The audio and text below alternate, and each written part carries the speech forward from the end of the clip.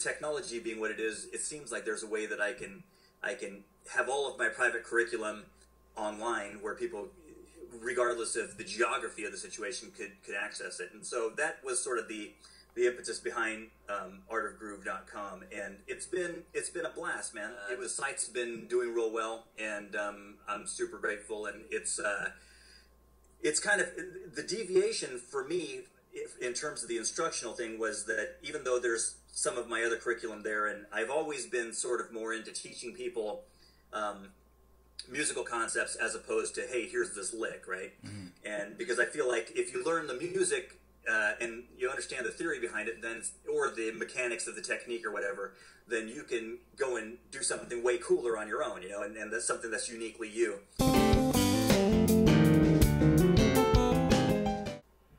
Yeah, that is book, Bass Espresso and the Art of Groove, is it came out on Hal Leonard Publishing, put that out. Actually, it released back at the NAMM show in January a couple months ago. But I guess the best way I can characterize the book is it's intended to be sort of like bathroom reading for the bass player.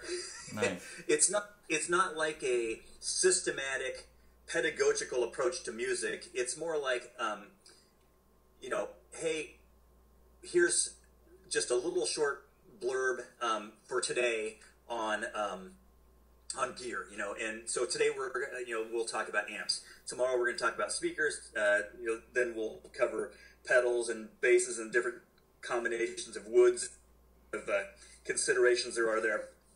So it was sort of like more or less it covers a whole real broad range of stuff, from theory to developing your time, just sort of some exercises that'll help you develop your internal sense of time, gear, having a career in music, and especially if you're a believer, then sort of how your faith and your music tie together and all of that stuff. It's a bunch of stuff, and there's a DVD and CD that go along with it. Mm-hmm. That bass is an amazing instrument, and it really feels like an extension of my arms. You know, I can play things on that bass that I can't play on other instruments, and it's fabulous. Maybe you're going to get ready to ask this, so I'll just kind of go there. For it. My signature model is a Saratoga, and which is Michael's version of a jazz bass. Right. And there's going to be I'm in the process actually right now. Ooh. Wait, let's see. Oh, here we go. Uh-oh. We're getting some insider stuff? I am editing a video and including some interview stuff that'll sort of give some background on the new signature model. But suffice to say that what I was dealing with was that my blue 535 does what it does amazingly well. The J5 does what it does amazingly well. They're not particularly good at doing what each other do. Right. And so what it was boiling down to was when I was on a trip and I was doing like maybe a clinic where I'm playing my solo stuff, more of the fusion stuff, but then if I was doing some Lincoln stuff as well or any rock stuff, then I would always need to bring two basses.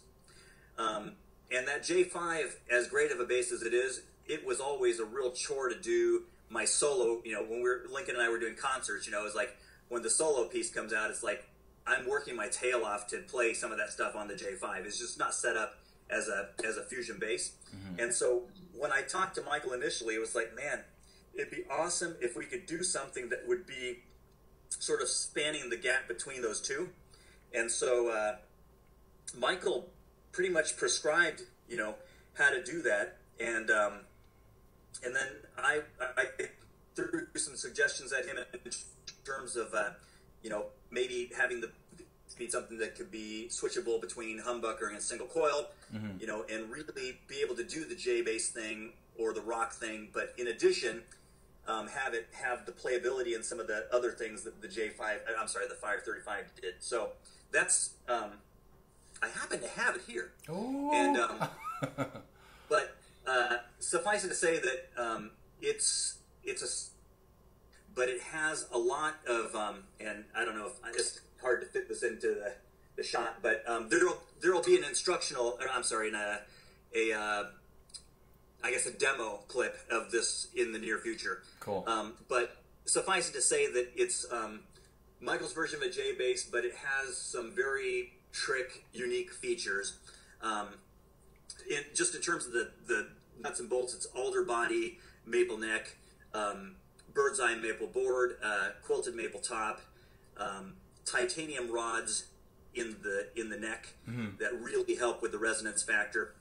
There's one of the slap ramps that I usually have on all the basses that I use. Matching peg head, matching truss rod cover. Yeah, underneath this, if you're not into the slap ramp, you can take it off, and it's the matching truss rod cover as well. Right.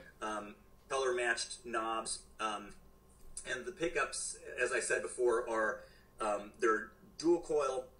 They can be split between single coil and humbucker, and you can do that individually. So you can switch just the neck one or just the bridge one. I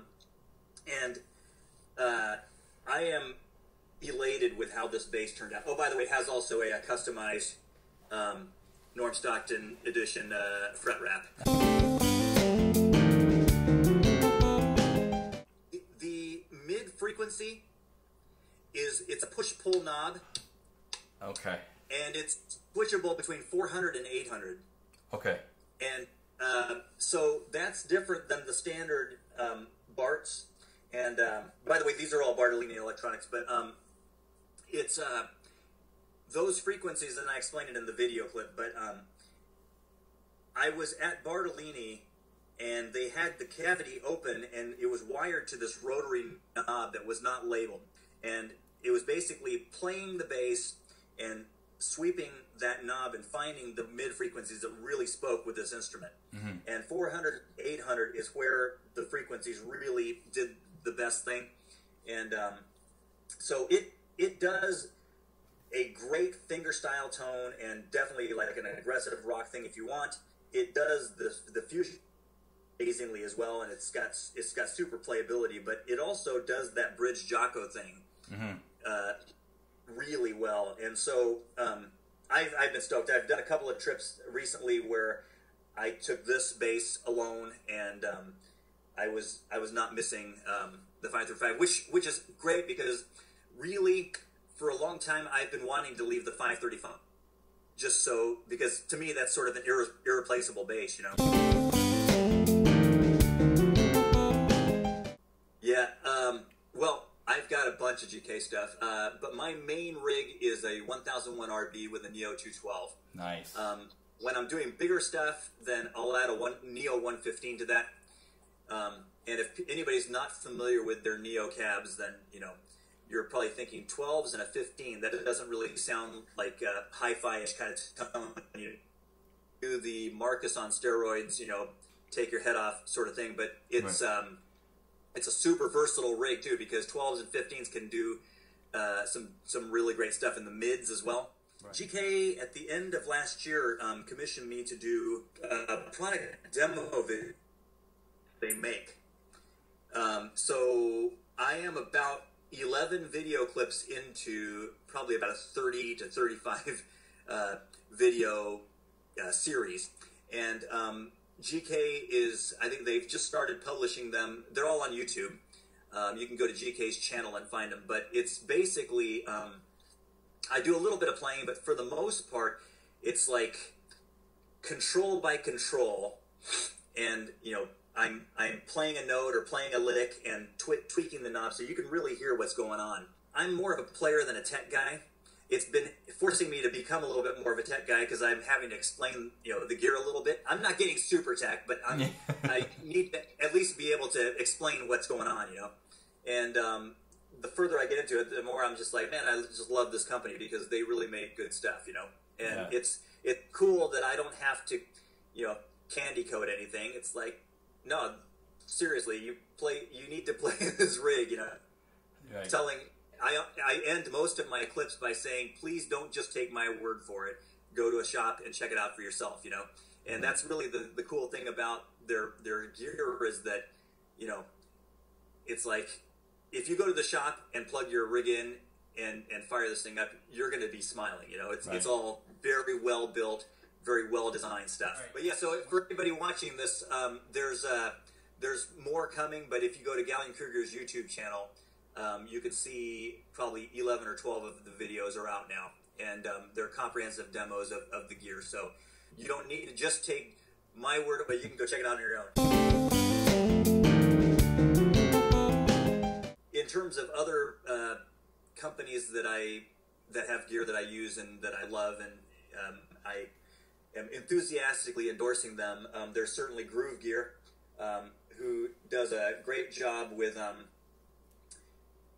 accessories. And yep, there you go, man. The fret wrap. Yep. You can go online and get the story. I shot a couple of demo videos with Gruv Gear and talk about how I came across the fret wrap, but I was involved with the types of that. And it was funny, I was basically talking to Jay, the owner of Gruv Gear, and saying, it'd be cool if somebody could come up with a better hair scrunchie.